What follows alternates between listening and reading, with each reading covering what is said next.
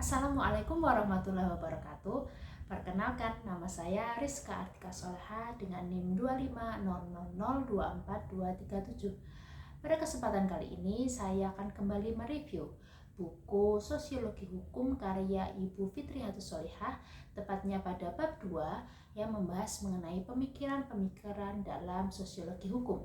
Pada bab 2 ini terdapat 4 subbab di dalamnya, di mana subbab yang pertama itu menjelaskan mengenai aliran-aliran dalam sosiologi hukum.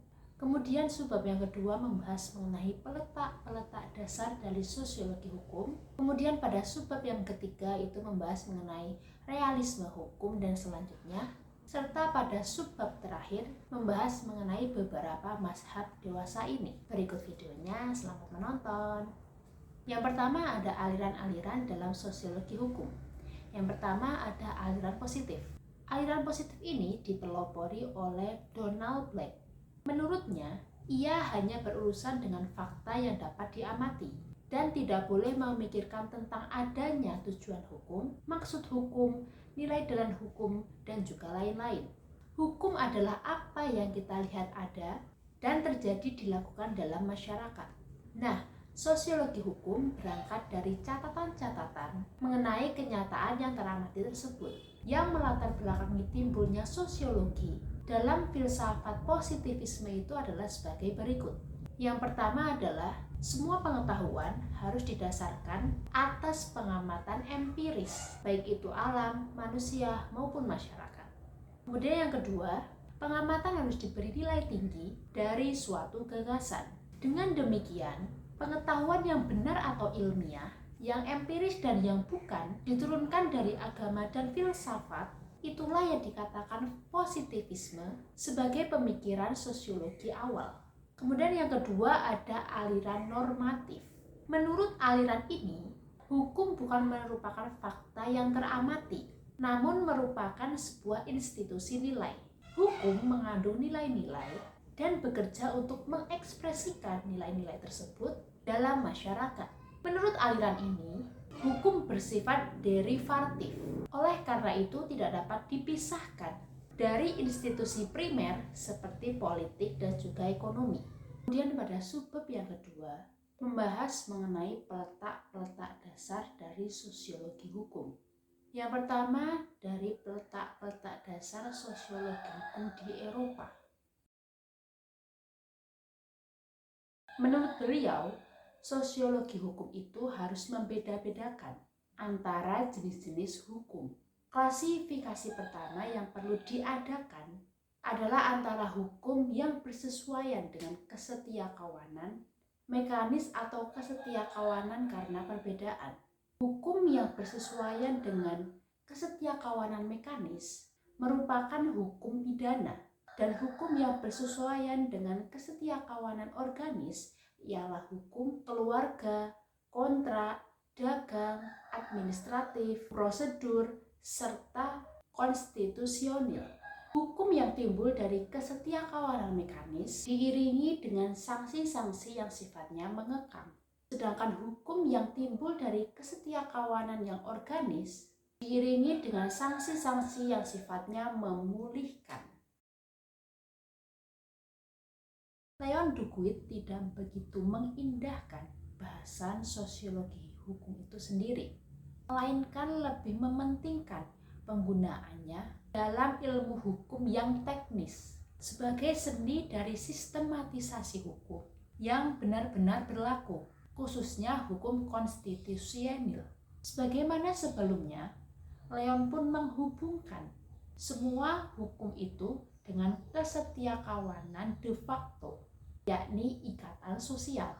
Duguid mengemukakan bahwa dalam masyarakat yang beradab, di sana terdapat kesetiakawanan organis yang memusatkan perhatiannya pada hubungan antara hukum yang timbul dari kesetiakawanan ini atau hukum objektif dengan negara.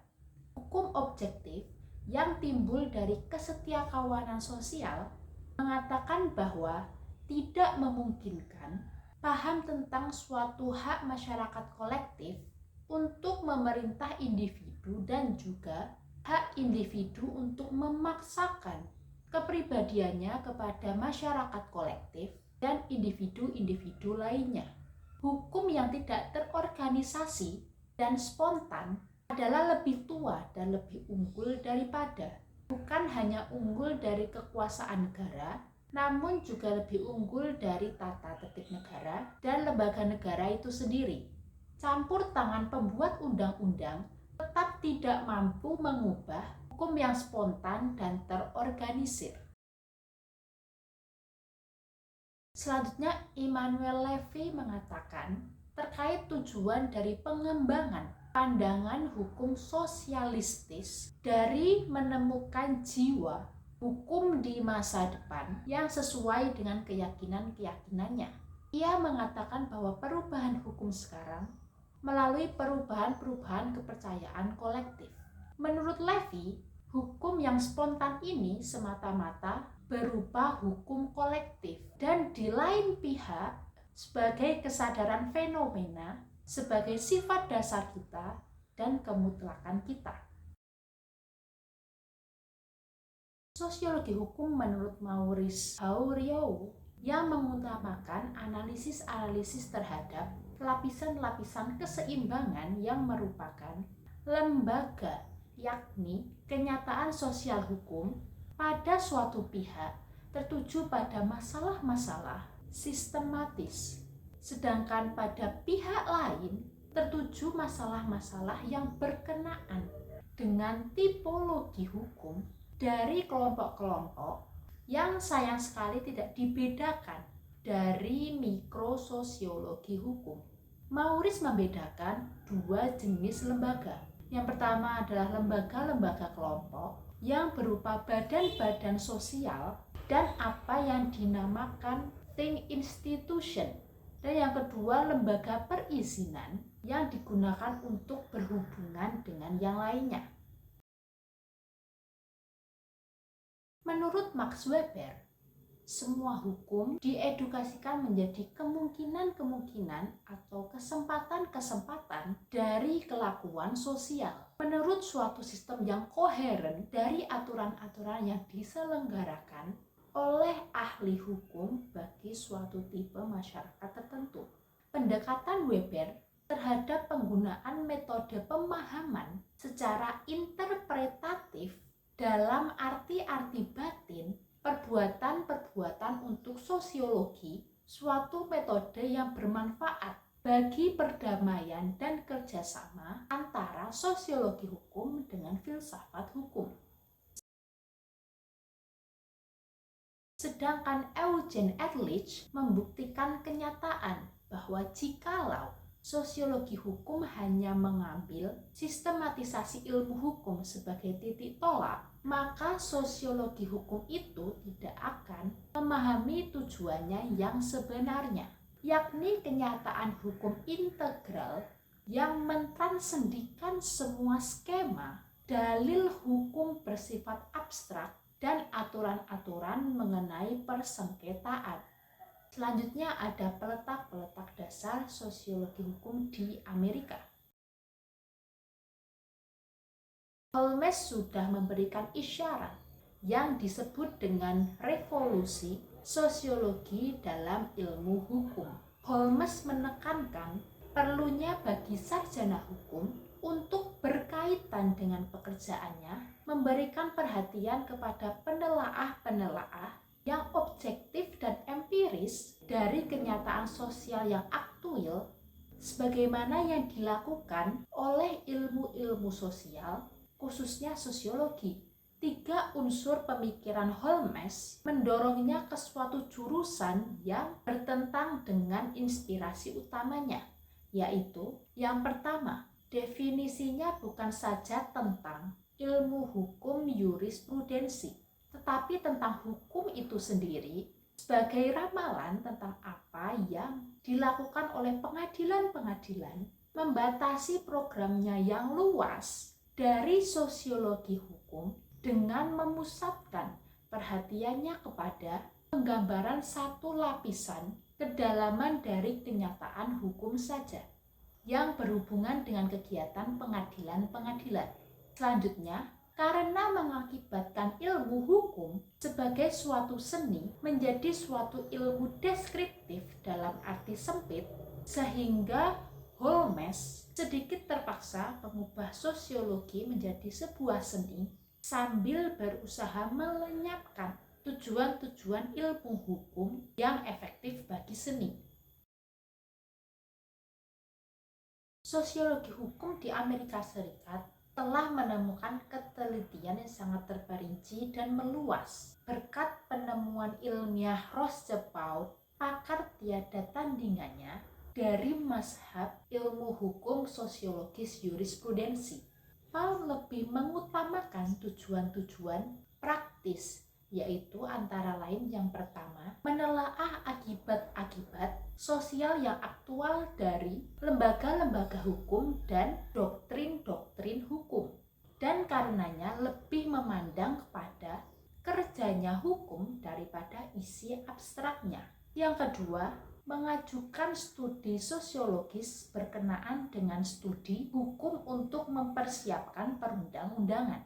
Yang ketiga, menciptakan efektivitas studi tentang cara-cara membuat peraturan-peraturan dan memberikan tekanan kepada tujuan-tujuan sosial yang hendak dicapai oleh hukum dan bukannya dengan sanksi. Yang keempat, studi sejarah hukum sosiologis, yakni tentang akibat sosial yang telah dihasilkan dari doktrin-doktrin hukum dan bagaimana cara menghasilkannya. Sosiologi hukum Hakim Cardoso ini bertolak dari perenungan tentang perlunya memperbarui teknik hukum yang aktual dengan menutup jurang antara teknik hukum itu dengan kenyataan hukum yang hidup dewasa ini.